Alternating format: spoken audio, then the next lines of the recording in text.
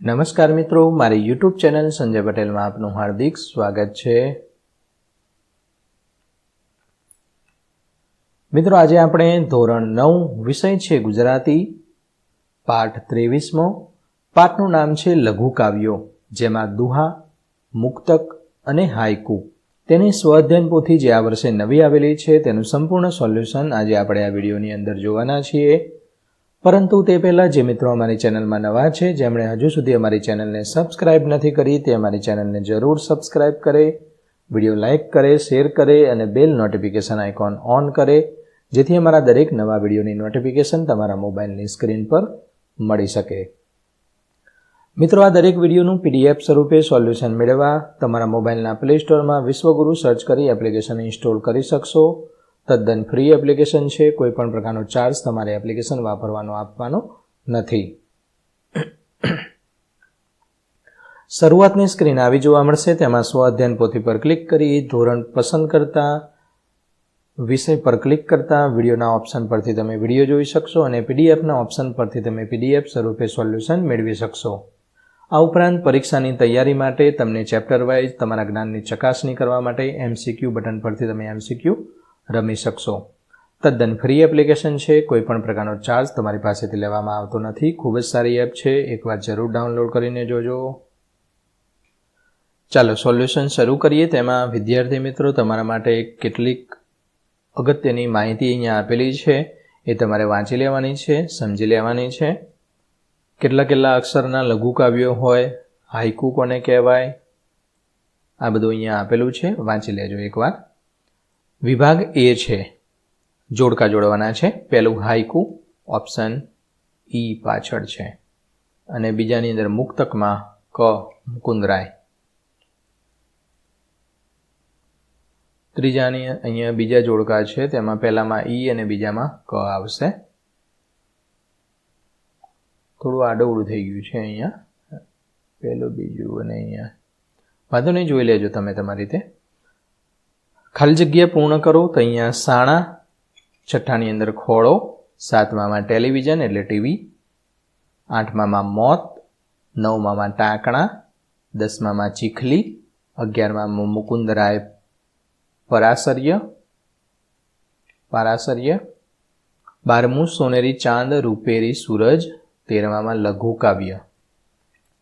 એક બે વાક્યમાં ઉત્તર લખવાના છે। હાઇકુમાં કેટલા અક્ષર હોય છે? અગાઉની માહિતી તમે જોઈ હશે, તેમાં લખેલું હતું 5 7 5।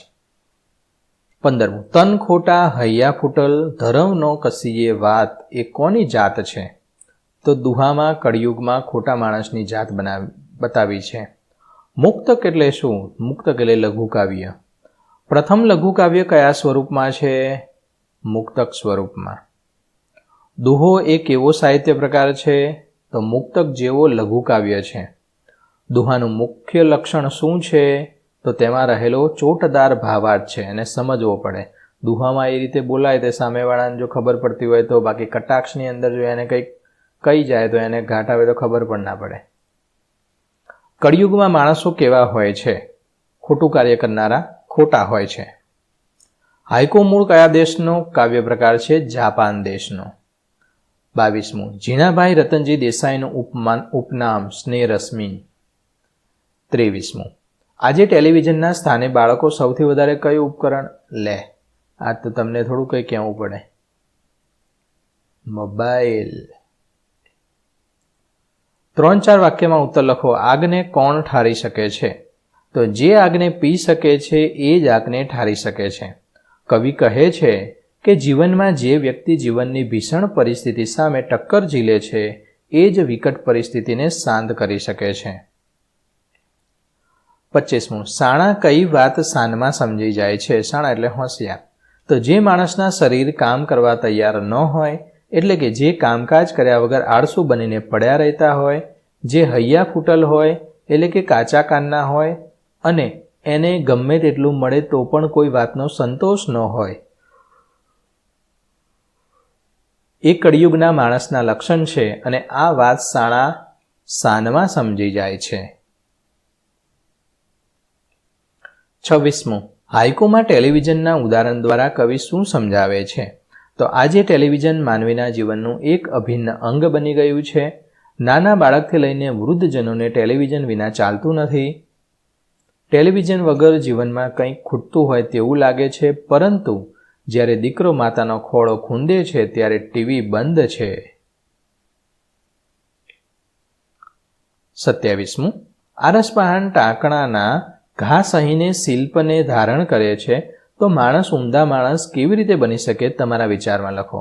એટલે કે આરસપહાણ જે પથ્થર હોય છે એ ટાંકણું અને હથોડી જે શિલ્પકાર હોય એને ટીપીને અથવા કટિંગ કરીને મારીને એ મૂર્તિ બનાવે, શિલ્પ બનાવે છે. તો આ ઉમદો માણસ એટલે કે માણસ છે એ કઈ રીતે ઘડાય? તો આરસપાનના ટાંકણાના ઘા સહન કરે છે. આરસપાન ઘાથી ડરતો નથી કે તૂટી પડતો નથી. આથી આરસપાન સુંદર શિલ્પને ધારણ કરે છે. આપણને એને જોવું ગમે, વાહ જોરદાર મૂર્તિ, કેવી લાગે, સરસ મૂર્તિ. પણ ક્યારે? એને ઘા સહન કરેલા છે. કોના? શિલ્પકારના. એટલા માટે અત્યારે સારી લાગે છે. તે રીતે કવિ કહેવા માગે છે કે માનવીએ જિંદગી અડગ આત્મવિશ્વાસથી જીવવાની છે. આવી વ્યક્તિ ગમે તેવી મુશ્કેલીમાં પણ હારી જતી નથી કે કોઈથી ડરતી નથી. એ મોતની સામે પણ ઝઝૂમવા માટે તૈયાર હોય છે. આવી વ્યક્તિ જીવનની વિકટ પરિસ્થિતિનો સામનો કરી શકે છે. 28મો પ્રશ્ન. જિંદગીથી ના ડરે એ મુક્તક દ્વારા કવિ શી વાત સમજાવે છે? એટલે કે આ મુક્તક છે તમારે વાંચેલું હોવું જોઈએ, તો જ આ પ્રશ્નનો જવાબ લખવામાં તમને વધારે મજા આવશે. તો આ પ્રમાણે તમે જવાબ ત્યાંનો લખી શકશો. મિત્રો, આ દરેક વિડીયોનું PDF સ્વરૂપે સોલ્યુશન મેળવવા વિશ્વગુરુ એપ ઇન્સ્ટોલ કરો, તદ્દન ફ્રી છે. આ સિવાય તમારે કયા વિષયનું સોલ્યુશન જોઈએ છે તે કોમેન્ટમાં જણાવો, જેથી અમે તે વિષય પર વિડીયો રેકોર્ડ કરી શકીએ. 29મું છે ટેલિવિઝન હાઇકુમાં વર્ણવાયેલું શબ્દચિત્ર તમારા શબ્દમાં લખો. એટલે કે એની અંદર જે માહિતી આપેલી છે, જે રીતનું વર્ણન કરેલું છે, એ ટેલિવિઝન વિશેનું હાઇકુ છે એનું વર્ણન તમારે તમારી શબ્દોમાં કરવાનું છે. અહીંયા હું નમૂનારૂપ લખું છું, તમે આ રીતે પણ લખી શકો અથવા તમારી રીતે પણ લખી શકશો.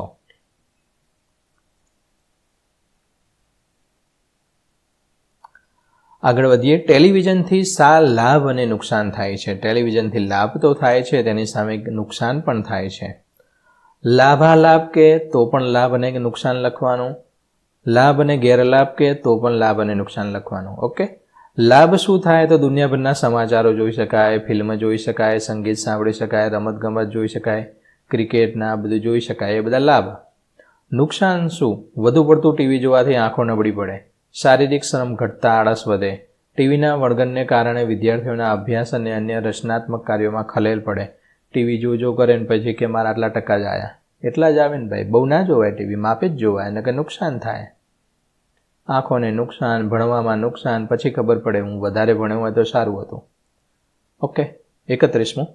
માતૃપ્રેમ વિશેના તમારા પરિચિત સુભાષિત, સુવિચાર, સૂક્તિઓ, પંક્તિઓ અહીંયા લખવાનું છે. ટૂંકમાં માતેમાં આ જે નિબંધની અંદર જે કોઈ પણ પંક્તિ આપણે લખીએ એ પંક્તિ અહીંયા તમે લખી શકો. જનની અને જન્મભૂમિ સ્વર્ગ કરતાં પણ મહાન છે. મીઠા મધુને મીઠા મેહુલા રેલોલ, એથી મીઠી રે મોરી માત રે, જનની જોડ સખી નહીં જડે રેલોલ. માતેમાં બીજા વગડાના વા, માતાના ચરણોમાં સ્વર્ગ છે. આવી બધી પંક્તિઓ તમે લખી શકો. એવું નથી કે આમાંથી જ લખો, તમે સાંભળેલી જાતે બનાવો તો પણ ચાલે. વિભાગ સી, વ્યાકરણ વિભાગ, સાચી જોડણી લખો. આ પ્રમાણે સાચી જોડણી તમે લખી શકશો. લિંગ ઓળખાવાના છે. શિલ્પ, કેવું, નપુંસકલિંગ. ટાંકણું, કેવું, હું બોલું એ ખાસ ધ્યાન રાખજો. કેવો તો પુલ્લિંગ, કેવી તો સ્ત્રીલિંગ, કેવું તો નપુંસકલિંગ. આરસપહાણ, કેવો, પુલ્લિંગ. ખોળો, કેવો, પુલ્લિંગ. હૈયું, કેવું, નપુંસકલિંગ. આગ, કેવી, સ્ત્રીલિંગ. આગ કેવું કહેવાય? આગ કેવું કહેવાય? ના કહેવાય. આગ કેવી, સ્ત્રીલિંગ. ટેલિવિઝન કેવો કહેવાશે? નહીં કહેવાય. ટેલિવિઝન કેવું. જિંદગી કેવી, સ્ત્રીલિંગ. મોત કેવું, નપુંસકલિંગ. સમાનાર્થી શબ્દ, આ પ્રમાણે તમે તેના સમાનાર્થી શબ્દો શોધી અને લખી શકશો. વિશેષણનો પ્રકાર શોધીને લખવાનો છે.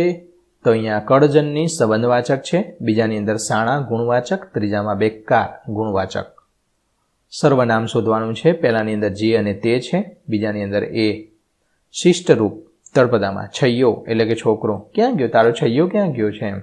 ધરવ એટલે તૃપ્તિ, બસ હવે બહુ પાણી ના પા, ધરવ થઈ ગયું છે, એટલે બસ હવે બહુ પાણીની જરૂર નથી એને. કળજગ, કળયુગ. ફૂટલ, આ તો હાવ ફૂટલ નીકળ્યો, ફૂટેલો એમ.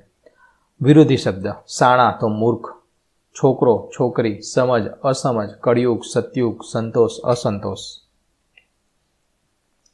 કાળ ઓળખાવાનો છે તો કળજગની જાત છે વર્તમાન કાળ. સમજ્યા હતા, હતા આવે એટલે ભૂતકાળ. પડશે એટલે કે ભવિષ્યકાળ.